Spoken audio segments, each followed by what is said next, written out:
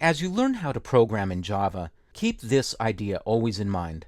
Everything is an object.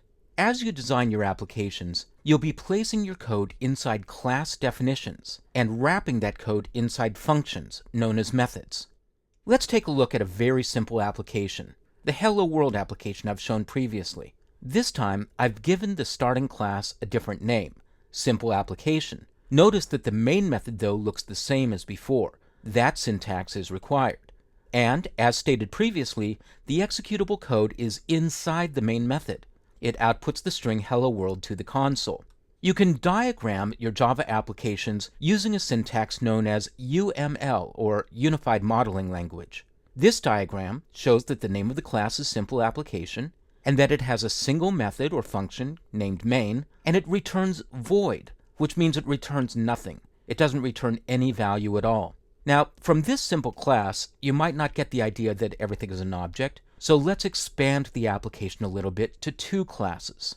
In this version of the application, there are two classes. The starting class is still called Simple Application. It's the starting class because it's the one with the main method. And as the application starts up, the main method is called, and the code in that method creates an instance of another class called Welcomer.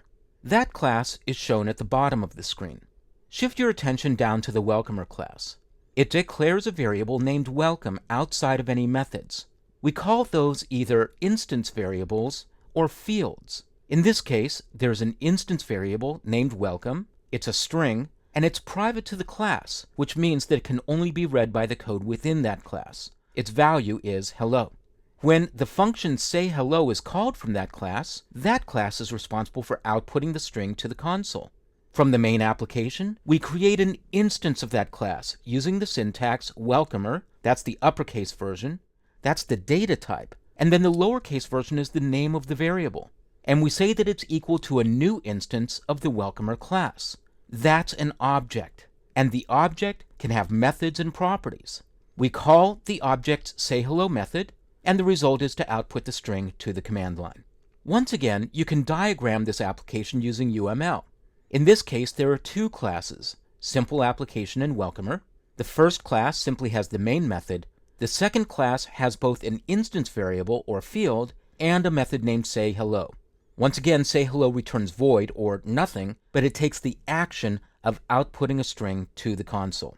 In Java, we say that everything is an object because it's very common to create an instance of a class to execute some code, and that code will be wrapped inside the class. As we actually get into coding some classes, I'll describe what's an object, what's a variable, and what's a field. Here's another way in which Java sees everything as objects. You can declare a string variable by declaring the data type string and then the variable name. In this case, the variable name is welcome. And then you can say that that variable has a value of a string wrapped in double quotes. But in fact, this is shorthand. Here's a bit of code that's the longhand version. We declare the data type, we say what the variable name is, but now we say that we're creating a new instance of the string class, and we pass in the string that we want. This is the longhand version, and these two bits of code are exactly functionally identical. They do the same thing. They create an instance of the string class, and so welcome is an object.